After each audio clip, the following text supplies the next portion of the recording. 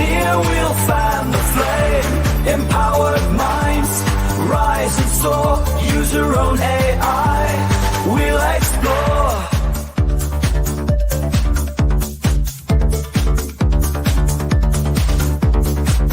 Help the future hand in hand in this tech-driven wonderland.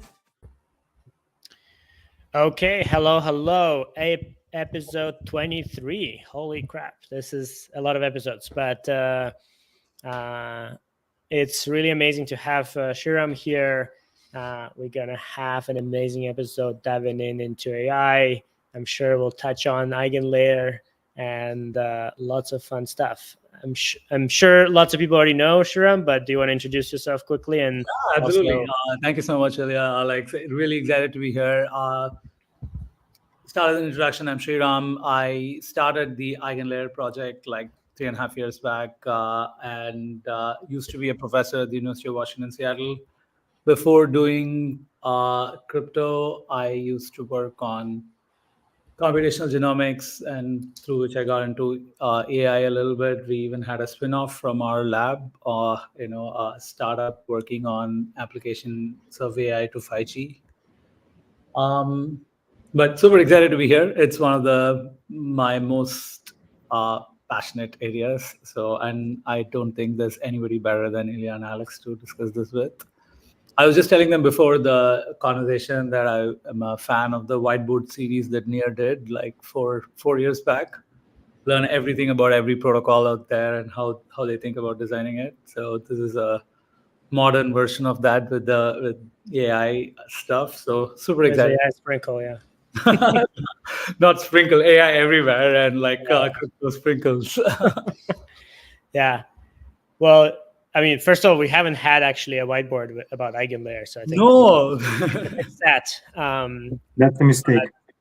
Yeah. Well, we're gonna be in Bangkok, but I actually just wanted to mention because you do have I don't know if it's one of your last non-blockchain papers, but you had the most cited paper is improving federated learning, personalization.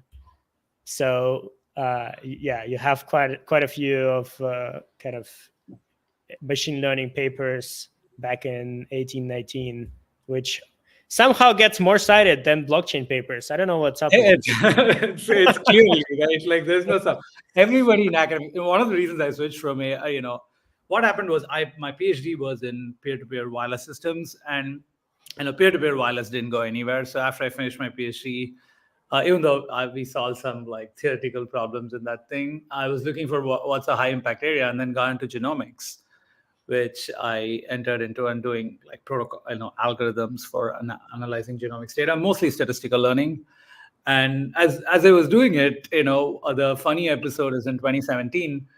I used to have like a very, cursory negative opinion that armchair academics used to have about like neural networks and AI. And I'm like, my student came in and we were doing this thing where you have a DNA sequence going through a nanopore and you sequence what the DNA strand is. And, we were doing like all these statistical learning algorithms. We were working with actually like the physicist who had the strongest empirical measurement of the gravitational constant G. So I was very confident about our physics models, about our inference models, everything. And then my student comes in and says, hey, I'm going to use RNNs to do this thing.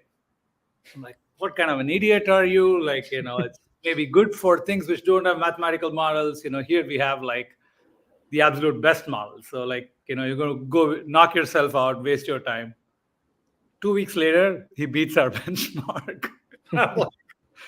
Okay, this is that. So my estimate of just flipped within that thing. And then I said, hey, can you invent communication algorithms using the same thing? And then he's like, oh yeah, you can. And then we did a bunch of stuff there, and that became the spin-off. He became founding engineer there. And then I decided, man, this is gonna take over our jobs soon. So I need to find an area which doesn't have this same issue. And my model for AI became basically anything that you can actually evaluate the objective function easily. I call this a high-speed oracle, where you can evaluate how good your output is quickly. you're going to optimize the heck out of it. Like so that was my like operating model. And then like, okay, what is going to give me like a 5 to 10 year horizon to do something? I'm like, okay, maybe blockchains and cryptography and stuff. You can't like evaluate whether a cryptographic scheme is good just by like empirically simulating it. You have to have some mathematical proofs, which as we can talk about, they're getting really good at. So, we have like a few more years here to do something. So well, yeah, that's a shift. One of the proofs for sure, yeah. Cryptography or blockchains was that. That's interesting. Yeah, kind of the opposite of ours, which was like, hey, we need to coordinate a bunch of people to do the machine learning. So, and like the tool to coordinate is, like peer-to-peer payments and kind of some form of crowd work that facilitated by blockchain.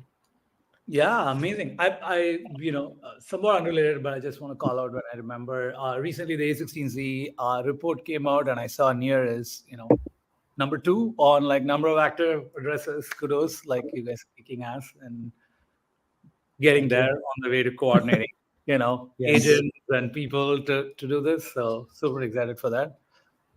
But I mentioned the kind of technical reason why I got into crypto, but also I think that there was a similar kind of philosophical reason, which is that I used to have this mental model that like the most important thing people do is we are intelligent and we innovate. So innovation being the highest value. So you can think of like AI as giving superpowers to our intelligence, our innovation abilities. And I kind of flipped from that model to a different model, which is that, yes, you have innovation and intelligence, but the defining evolutionary advantage of humans is our ability to coordinate flexibly. And so accelerating coordination is a different value and maybe even more fundamental than accelerating innovation or intelligence. And particularly, I think the thing to think about coordination is, I think of like the long arc of evolution, innovation is like, this exponential growth, one building on top of the other. And then, but suddenly coordination is this quantum leap. So you suddenly have a new coordination mechanism and then everything like flips. And as an example, like, in like a cell, you have, prokaryote to eukaryote, right? This kind of a transition where like, inside a cell, you don't have a nucleus. Now you have a nucleus specializing in like information storage and mitochondria specializing in energy production. They have their own DNAs, but they coordinate because they live and die together. This kind of a thing happens very rarely. And then once it happens, it just explodes the scope of innovation that can be built on top. So something maybe a close example is, pre-internet, and then we have internet, and like the coordination on internet, right, just exploded. So yeah, so great example, internet. The way we think about like I've started thinking about like coordination and the internet is internet. So the coordination requires 2 things: communication and commitments. Communication, the internet basically played the major role where like we can send information to everybody else. For example, you could not train any of these AIs if you don't have the world's information on the internet at your disposal, right? So, that was one kind of like base level of coordination. The second one is commitment. Like, we can come together and coordinate not only if we can communicate with each other, but also if we can enter into binding commitments.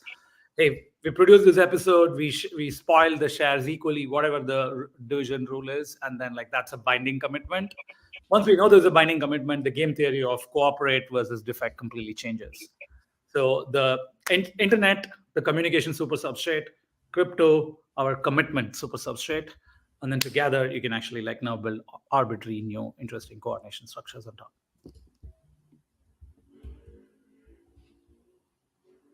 Alex, you want to say something before? No. Are you waiting for me? I see. Yeah, we need a better coordination mechanism here. Yeah, so that was basically like the reason I got into crypto. The philosophical kind of reason being coordination, superstructures. The technical reason being like, these things require cryptography, and cryptography is not going to be like, firstly broken by AI or invented by AI, at least for the short while. So it gives us a little bit of an edge for us to do something. I think now, like as I've gone deeper into this rabbit hole, I have like deeper and crazier theories, and like we can talk about some of them. Yeah, we all for crazy theories. But actually, so staying on the topic of coordination, because one of the things with Alex we always discuss is the kind of for we have this like user on internet, right, as like a main thing that I think like all of the different blockchain work is fitting into. And as part of that, you need a user on AI, which is like optimized for you as individual. But and like everybody's kind of okay, let's have decentralized training, right? Let's train models in decentralized way because that gives us kind of lots of guarantees. But the challenge that is really there is actually it's not the coordination of a bunch of GPUs to train the model that's hard. It's actually getting to really good model that's hard. That's like the reality is there's OpenAI and like still a pretty big gap, Meta, Google, and there's like 100 other companies that are training models right now, and they're not like actually matching, right? So like they don't even have the problem of coordinating GPUs. They just like buy a cluster and training it. The getting good model is the hard part. And so I think like the coordinating of research is kind of the conceptually missing piece. And right now the only examples that we've seen that work is you staff everyone into the same office, and you inspire them that they're building AGI, and now they're like crashing it. But like that seems like not you forgot the multi-million-dollar payouts. Yeah, and then you run a for-profit company. Yeah. So the question is like, kind of what can we bring, right, from what we've learned? I mean, also like you've been in academia coordinating a bunch of people doing research, right? I mean, we actually worked in those centralized organizations on our side. So like, what can we bring kind of best of both worlds, leverage blockchain, leverage all the tools we're building? So that's kind of the topic I thought we can like dig in a little bit. Absolutely. Love the prompt. So, I think, the phrasing, I would like to rephrase. I think coordinating a bunch of GPUs is not interesting. Okay, so let me just start with some slightly controversial opinion, right? I think it's similar to what you said, but just phrasing it like that. Coordinating a bunch of GPUs is not interesting. Why? Anybody can buy GPUs. Okay, you can buy GPUs, they're commodity, and there's an economy of scale. You can just put like, Elon Musk is buying a bunch of them, like people just go buy them, right? It's really easy to coordinate because they're not sovereign agents. Coordinating sovereign agents is what is really interesting. And, not yet talking about AIs, but humans, right? So when you think about it, like building AI, one model of coordinating agents is, hey, everybody come here. You all have equity in this like common enterprise, OpenAI, whatever, like, number go up, let's make the number go up together by building this common, objective. Everybody comes in, they contribute, and then like they can scale. Firstly, I think this is reliant on this coordination structure, the company as the core unit of scaling human coordination. And if you think about it, actually, like back in 2017, some people had observed it, but I think it is kind of like there are many like gems of ideas that have kind of fallen by the wayside of like crypto. And one of them is this theory of Cose's law. Like Cose's law is like, why are companies sized at the size that they are? And Ronald Coase, an economist, right, wrote this paper, The Theory of the Firm.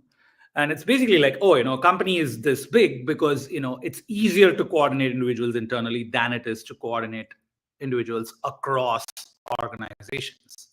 And this lays the foundation for how OpenAI, Google, DeepMind, everybody else is operating today is, hey, we are coordinating via this superstructure, the equity corp, and we are going to actually. Okay, so and you start thinking about it, and you've been there. I've never worked in a company before, so I have limited experience. But I have friends. I'm not living under a rock. So are you saying EigenLayer Labs is not a company? Not one I made up. The ones that existed before. The way to think about the the problem is when your company grows big, right, beyond 100, at beyond 1,000, what happens is there's an internal tragedy of the commons, right? Because you have inside the company, your contribution is marginal relative to the contributions of everybody, but you receive an equal payout irrespective of your contribution. And this disincentivizes the most contributing ones, unless the company has a very strong internal system of like incentives, which is very difficult to build because it's a collaborative enterprise at its fundamental. So what happens is like you have this marginal incentive problem. Every unit of new person contributing to grow the stock or output doesn't feel their output impact their the outcome equally. So there's an internal tragedy of the commons. This is why we see like companies do really well at small scales, at a reasonable small valuation, tens to hundreds, at like a reasonable big valuation, 100 to 1,000. And then you go beyond that, it's like massive tragedy of the commons. Like people are doing redundant work, they're doing like skating on minimum work, all kinds of things happen. They just fight with each other. All these fundamental problems come together. And what we do know is the best mechanism for resolving units of value is the free market. Like this is the biggest lesson we've learned in coordinating humans over the last 300 years, right? Free market puts a number, a value on each unit, like, oh, how much is near valuable? How much is like you can actually do this because the free market's kind of like expending energy in allocating value and betting on, this unit is actually producing more. Let's allocate value more. So the thesis should not necessarily be to coordinate GPUs. It should be to coordinate humans in different architectures where you can maximize the net output rate of growth and rate of innovation. And so what are things that can actually do this? So zooming back to your problem, can we build the universal AGI as a composition of smaller models? Like that's one angle at it, right?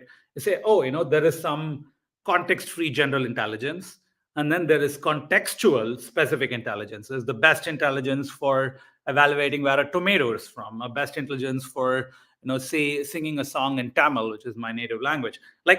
Each one could be something very specific. We do know this from general observation that specific intelligence, you take the person who has the most general intelligence, like IQ or something, and they never played chess, and ask them to play chess, they're going to lose to somebody who has lower general intelligence but higher contextual intelligence, right? So they've just played many, many years. They remember all kinds of structures and movements. So this thing about are there architectures of universal general intelligence which are compositions of some smaller units of intelligence? And if there are, let them build in the free market and coordinate value across a blockchain is way better than we have to get these 10 million people sitting together in OpenAI suffering a tragedy of commons. And so this is our thesis of crypto, and why I think it is, I think crypto is going to impact every endeavor in every human and free agent endeavor, and specifically at the endeavor in AI, is that you create units of work, and each unit of work is measurable and attributable by the free market. For example, the general intelligence tunes to different composable models and allocates value based on how much each model is used. Now, if you build a model and it's kind of sitting on this superstructure, and your model is used more, your token, your unit of value accrual increases. So this is, I think, the kind of my thesis for where how AGI will be built on the free market, not on as compositions of individual agents, rather than one giant agent. I think it's also better for us. It minimizes risks. There's lots of other second order consequences, but the first order thing is, I think this is actually maybe the best way to coordinate 10 million people to come in and contribute to this common endeavor.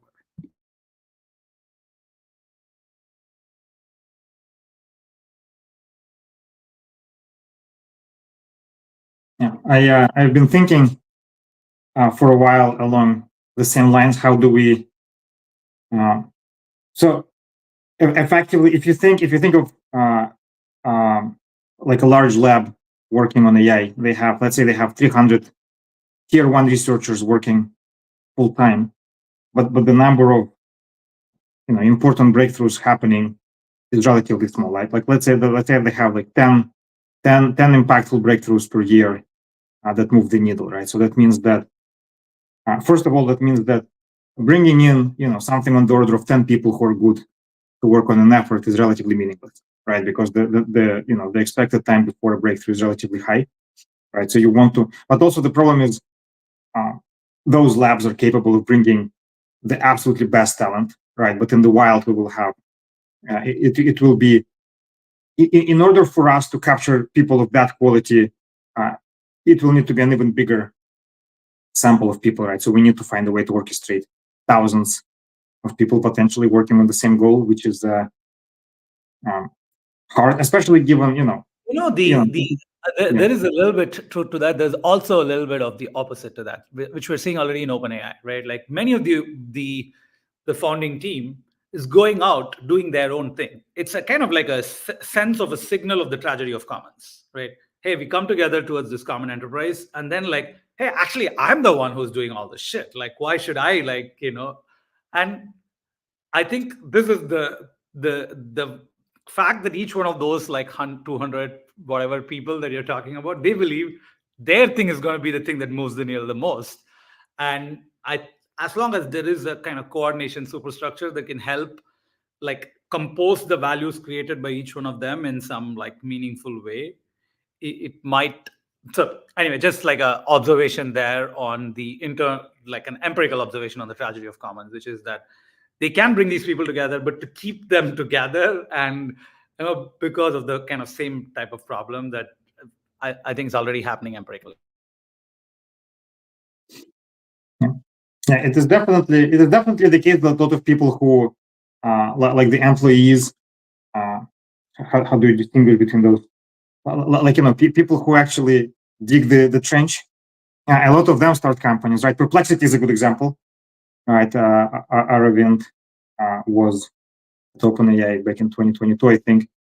But yeah, whether people on the high level live for that reason, that's a different question. I think that.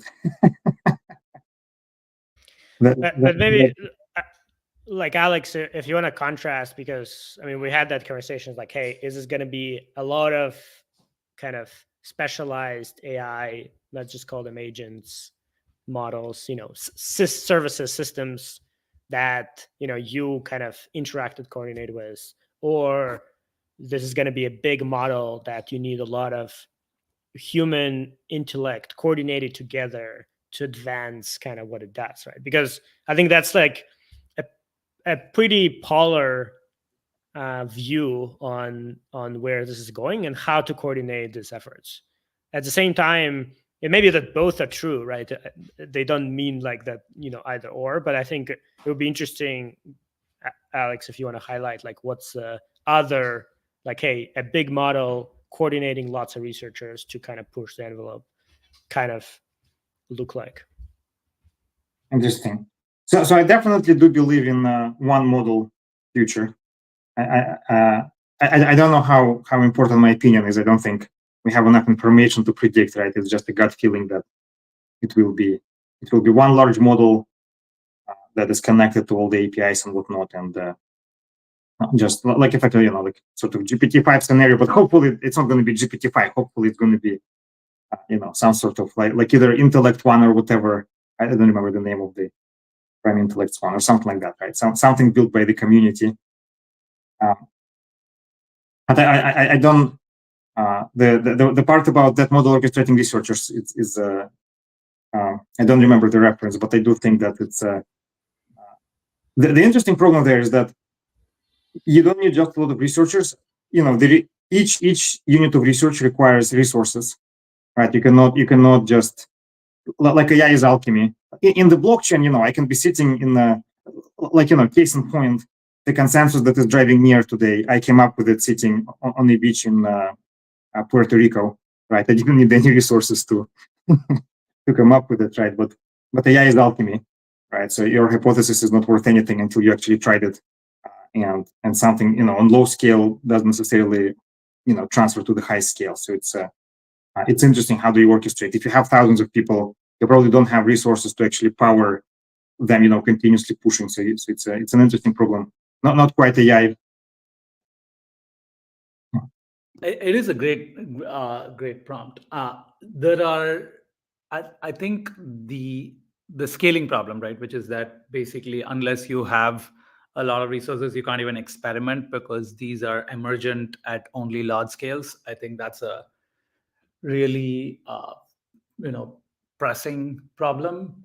The going to like Elia's question of whether there's going to be like a single model to rule them all, or like, is there composition of models that and contextually switching across them is going to be better. I think it's going to be like the basic line which shows whether like the approaches in crypto can succeed versus, because if it's one model, it's much better, like you have 1,000 people sitting in an office and trying to kind of hash it out, right? Like there is no world in which like a committee based approach for like what that model is going to work as well as a kind of much better organization.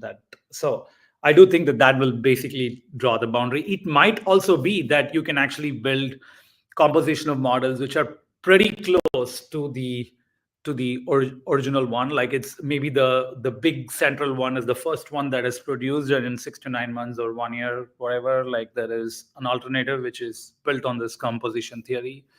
Because at the end of the day, there is a kind of like a internal composition, right? The big network is made of many small networks connected in some more complex ways. But this so the more the other thing that I think about there is, how do we make sure that, so there is this open closed asymmetry. The open closed asymmetry is closed can copy from open cannot copy from closed. Okay, like this is a fundamental kind of problem. So it's an old problem in like open source software, and copyleft was kind of born as a kind of result. Like you do a GPL license, and then GPL, closed source can't copy from GPL. But what we need is even GPL, right? Like didn't give incentives, right? So I contribute code to GPL. I don't have incentives. Other people can create GPL. They don't have incentives. So that whole thing kind of like dies out. Instead, it's much better to build on MIT or some other like non-copyleft license, and then like have versions which are like closed, and like this is the open core or whatever model that software has kind of tended towards. I think re-examining and understanding if there are improvements to be made in that level can also play a role here, because if the open closed asymmetry is not broken, you have the problem that always the one central model will incorporate every idea that's there in the open decentralized world. And so the one thing we've been playing a lot around is like a new licensing model we call PDL, permissionless derivatives license. The idea of permissionless derivatives license is you create a software and anybody can create a derivative of that software, but both the software, any derivative created has to be launched on the same platform. So the PDL is tethered to a platform, which means like I take this software and then this platform helps, let's say, do inference, whatever, of that software. And if any fork or like derivatives have to be launched back on that platform. What this solves is the value measurement problem, right? The value measurement problem is you have a model, I create a derivative, now I launch it on the same platform. Now, which means this platform's measuring how much value, how much utility each of these derivative models have, and then can pass like relative value across ancestors of models, right? So I think a lot about this question, which is, permissionless innovation can actually grow things exponentially. I can build on top of it.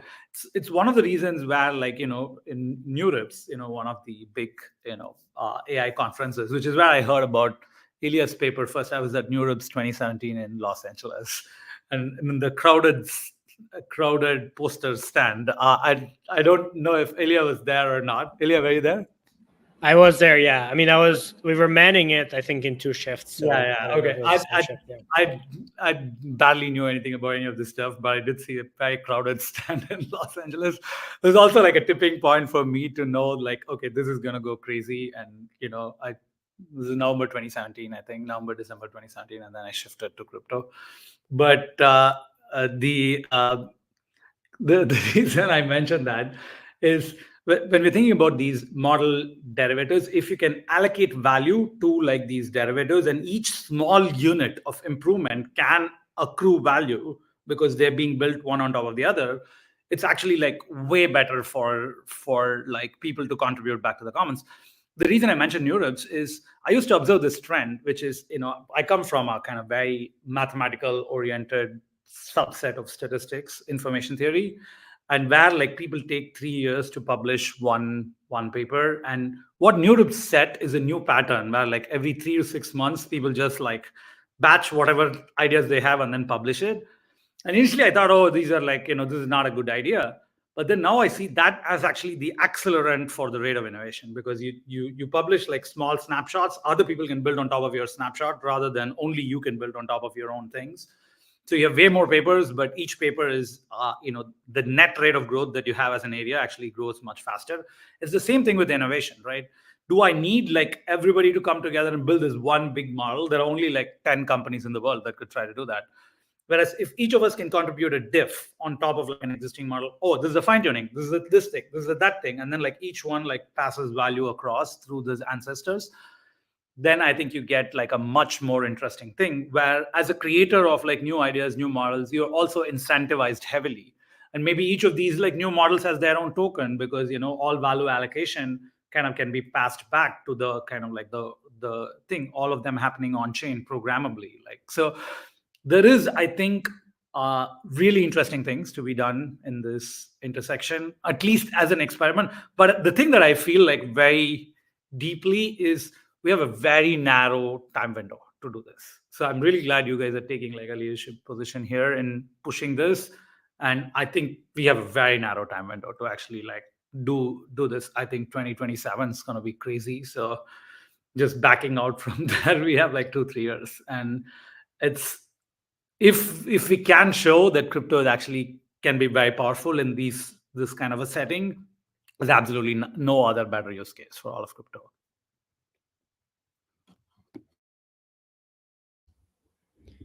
Yeah, I mean, you're kind of spoiling some of our talks at Redacted. So I don't know how much alpha we want to spill here, but yeah, I think the way we've been thinking about it is very much aligned with this kind of from multiple directions. One is we don't know which of these two worlds will actually win, and so as kind of being now in financial industry, we hedge and we do both.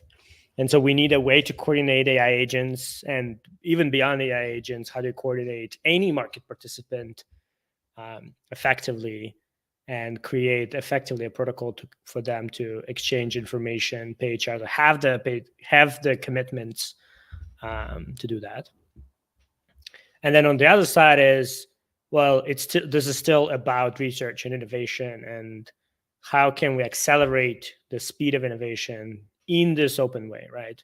And so, as you said, NIPS kind of established a new setup. I mean, it's actually, I think ICLR with openreview.net, right? Actually, I think Jan LeCun introduced this idea of like even more open, even faster, like put your preprint publicly, let's just go.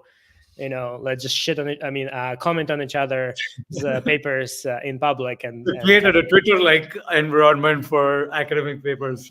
Yeah, but it's all about like accelerating that feedback loop. But the thing is, like, what we see still is like, if you work at one of these big labs, you actually see the source code of that paper, right? Even before it's published, and you can like build on top of it. But in open source right now, it's all completely like everywhere, and the frameworks are different, the data is different. You cannot actually like always compare them apple to apple. Even when you do, you like, the data prep was different, the prompts was different, something always is different, right? And so how do we actually establish a kind of coherent enough framework that is extensible enough for people to build on? How do we promote this more faster? Like, hey, I want to experiment out. Here's a fine tune, or here's one thing I did. The funny part is I started thinking about the license as well.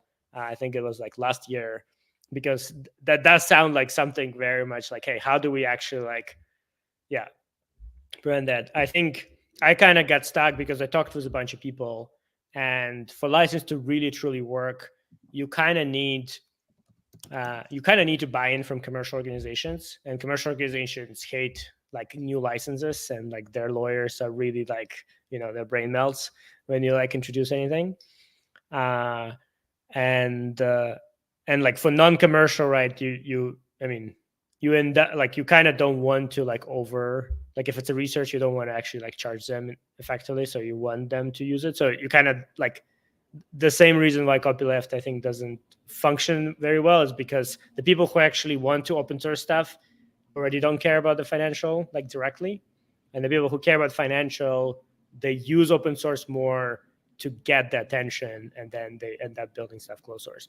So the question being, what can we do actually to have maybe not open source but provable compute, or provable processes, provable things, and then incentivize that and kind of create an alignment where maybe, some things are end up sharing between people who use it, etc., so you can track it, but at the same time the outcomes are actually available to everyone, permissionless, but not open.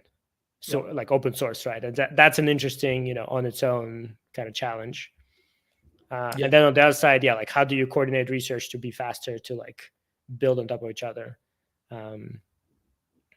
So yeah, I think like there's also another angle I faced when talking about licenses, is like the crypto cypherpunk people don't like, IP is bullshit and this and that, but I think it's important to create like so my like one of my highest kind of values is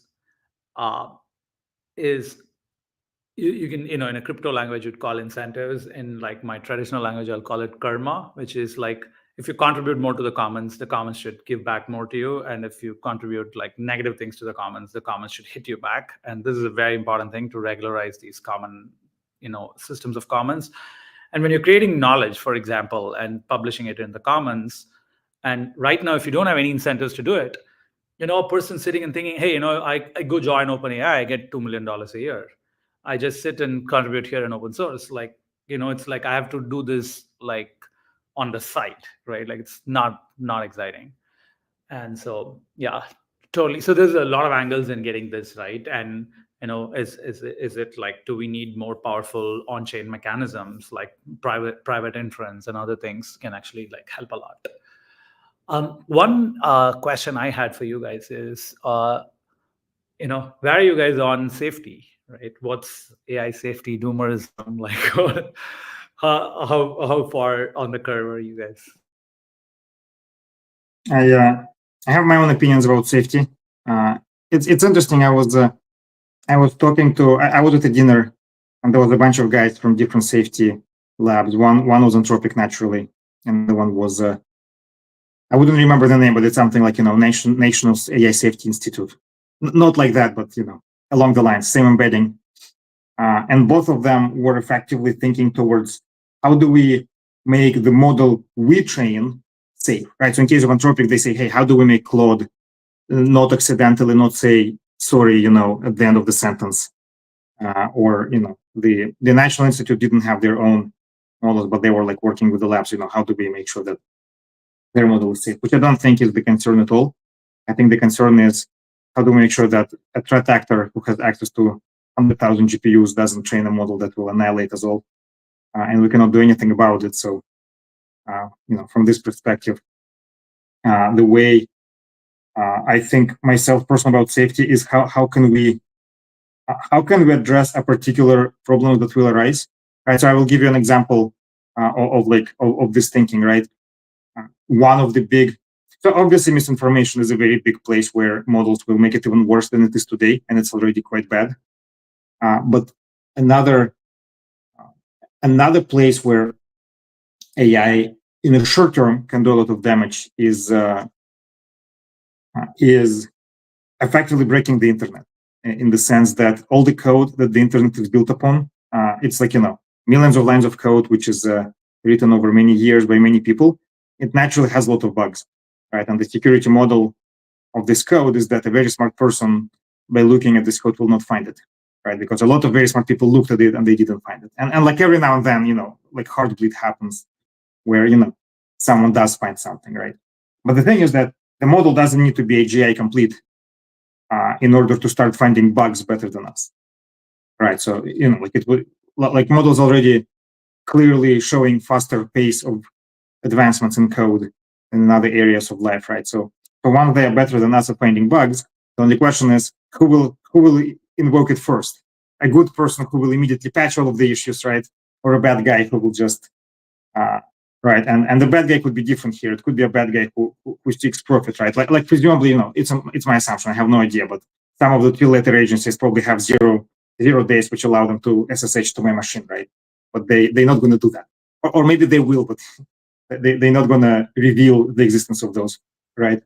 But if some script kiddie or like someone who is just without a reasonable actor gets access to that, right? Then we can be in a very big trouble, where like you can just bring down the whole internet by finding a 0-day in the networking stack, and good luck recovering from this state when you cannot communicate with people anymore.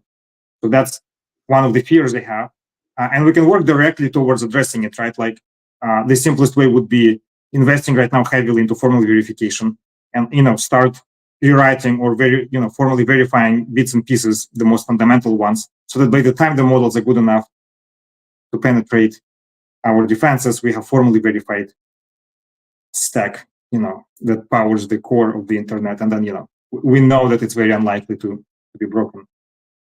So that's something that I'm personally spending a lot of effort in, going that way. So interesting. I think of like this fundamental problem in the following way. Think about like any kind of complex system. It's like there is a layer of free agents and innovation built on top of like some kind of a coordination substrate. Usually it's the coordination substrates, things like the government and the free agent economies, like the free market. But I think so what's happening is technology, like particularly AI, will accelerate massively the free agents, right? So that's what we're seeing. And the free agents are going to find every kink in the coordination structure and then try to break it, right? Like that's the issue that we are worried about. And I think the solution that some of the safety people are gravitating towards is let's go try to get the government to regulate it better or whatever, like that thing. And I think instead, I think what we should do as a kind of crypto space, as trying to pioneer coordination mechanisms, is what crypto coordination mechanisms can we kind of bring to bear on this problem. And right now, actually, my diagnosis is it's actually making it worse. Okay, like imagine if Alex's attack goes live, right? So an agent knows how to attack the internet. It's going to first like try to steal a lot of people's ETH and BTC.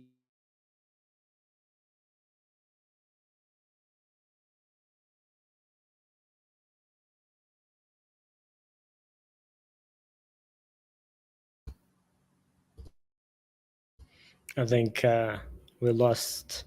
Yeah, the attack is on the way. Yeah, attack is playing now. Systems.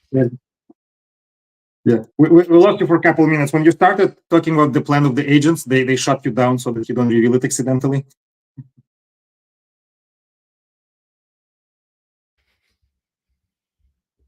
Yeah, I think that continues. Yeah. There's pretty much Silicon Valley internet, Seattle internet, and like everywhere else. Yeah, that's fascinating how two of the capitals of the tech in the United States have the worst internet.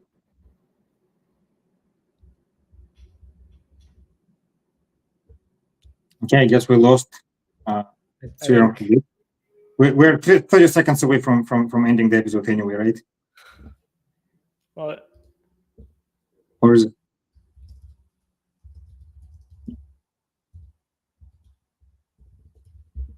Okay, Ilya, you have closing thoughts? Well, I think we can get. Yeah. Okay, we're back. We're back to life. I'm worried the agents know we're talking about them. And exactly. Yeah. Exactly. I was just going to say that, right now crypto is actually potentially making it worse, not making it better, because if you do the Alexis attack, and it is going to steal our ETH and BTC, and then these are censorship-less and immutable systems, and it's chaos. So I think we need to think through, like, for example, something that we think about a lot at Eigen is forkability, right? What set of forkability conditions should exist for these systems? And one of the ideas we've been toying with is we should write Asimov's laws, something like that, into the forkability conditions of the chain. So this is, I think, another way of thinking about it is how do we set incentive structures where these agents want to play our game rather than co-opting us into their game, right? So we set the incentive landscape and they play according to that. Is a kind of meta idea I'm fascinated with. I think we did a lot of high-level stuff. I'll just spend at least 10 seconds explaining what EigenLayer has to do with all the crypto stuff. I think the one simple thing is when you want to run any off-chain service and bring the results back to a blockchain like Ethereum or Near or any other chain, you need the nodes to be incentivized and actually be able to run it. And if they do the thing that they claim to do, then they should be rewarded. If they don't do the thing they claim to do, then they should be punished. This is really what the EigenLayer system is designed to do. So we have several AI projects working with us on inference, training, benchmarking, which we'll have announcements about a bunch of them coming up. But that's where naturally AI computation cannot be done on chain. It has to be done off chain. And so what are the best mechanisms for doing it? What are the mechanisms for adjudicating that they've done it correctly? Is it cryptoeconomic on-chain punishments? Is it cryptoeconomic forkability punishments? Is it unconditional correctness? Can we actually do things like that? So that's what we think a lot about at EigenLayer. So really excited for seeing some of these things emerge. For sure. Yeah, I think we're out of time, but yeah, I mean, thanks for coming. I think it was a very interesting discussion. There's definitely a lot of topics to dig in. I think accelerating coordination, I think we should all change, to SEAC. Let's go SEAC. Yeah, SEAC. Yeah. So I think that's kind of the thing I took out. But yeah, I'm sure we'll see you in Bangkok, and for everyone, come to Redacted. We'll talk more about kind of what we're doing on the Near AI side, how it all fits into Near, as well as I think some of the projects we're working with EigenLayer are going to be there as well, like Nafal Labs presenting what they're working on. So thanks, and see you guys next time. Thank you so much.